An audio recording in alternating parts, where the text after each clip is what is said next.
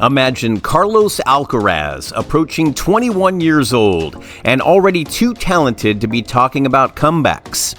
Yet that's exactly the scenario he faced when he landed in the sunny expanse of California a few weeks back. Coming off a dry spell without a tournament win since July and trailing behind his top rivals, Novak Djokovic and Jannik Sinner, things weren't looking bright. The tables had turned over the past year, transforming his advantage into a challenge. But fast forward 2 weeks and Alcaraz has turned the tide, securing a victory over Sinner in a match that's quickly becoming tennis's hottest ticket. With Daniil Medvedev up next, a player Alcaraz once routinely managed, but who edged him out at the US Open semifinal last September, the stakes couldn't be higher. Medvedev's journey to the 2024 BNP Paribas final wasn't smooth sailing, having to come back from a rough start against Tommy Paul. He pushed through a nail-biting second-set tiebreaker to clinch his spot in his second straight Indian Wells final. Despite a strong start from Paul, a twisted ankle shifted the game's momentum, leaving Medvedev to seize the victory. With 20 titles to his name, but none clinched twice, Indian Wells remains a novel conquest for Medvedev. His career, marked by its unpredictability and entertainment, leaves fans and commentators guessing, a trait that Medvedev himself finds hard to decode.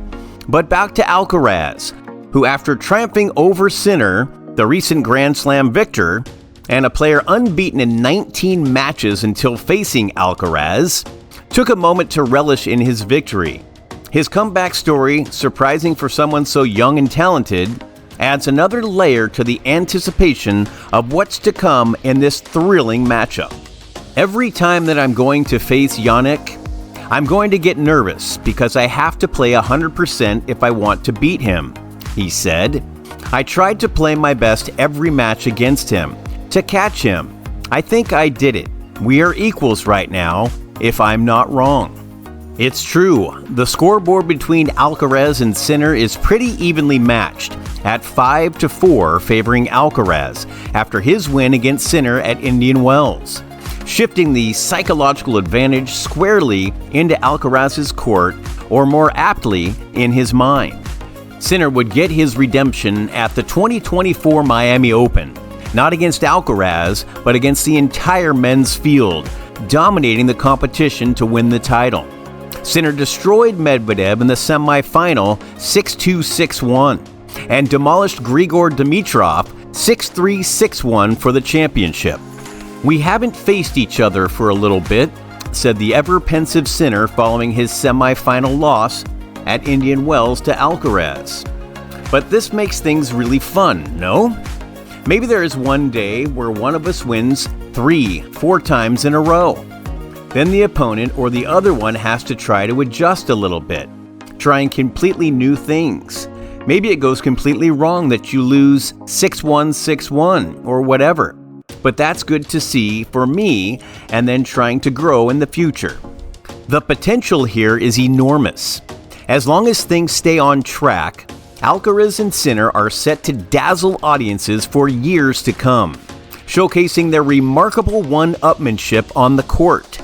Their game is a mesmerizing mix of power and finesse, where one moment they're smashing the ball with all their might, and the next they're crafting shots with the delicate touch of jazz musicians, improvising on their instruments with a smoothness that belies the intensity of the competition.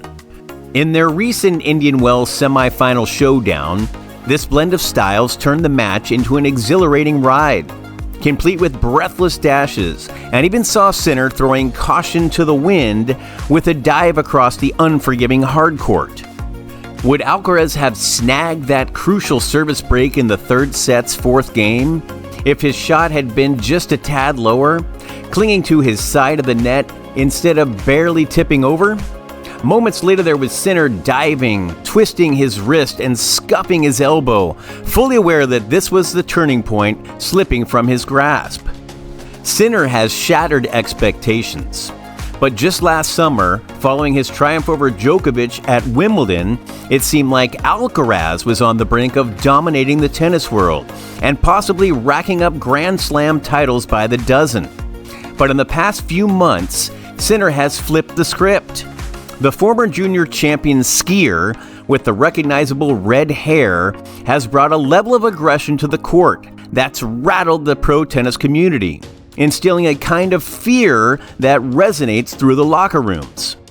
Tommy Paul's coach Franco Herrero hit the nail on the head with his tournament highlight, borrowing an Argentine saying that equates to playing fearlessly to describe Sinner's approach. Sinner was realistic about his match streak ending.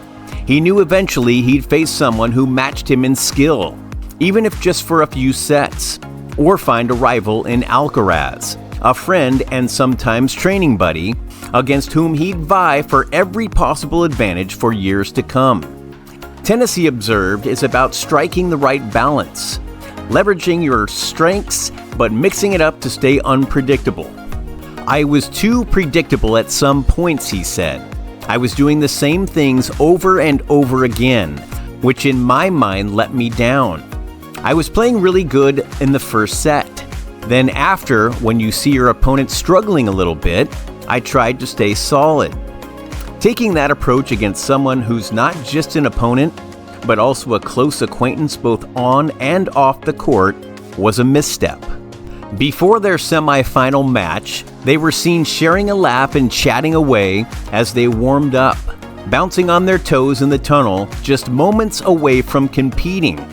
And when a 2-hour rain delay hit early in the first set, they found themselves together in the locker room, not as rivals, but as friends, sharing stories and talking about life beyond the tennis court. He means a lot to me, Alcaraz said of Sinner. I always say you have to be a good person first, and athletics comes after that. Jannik thinks the same thing.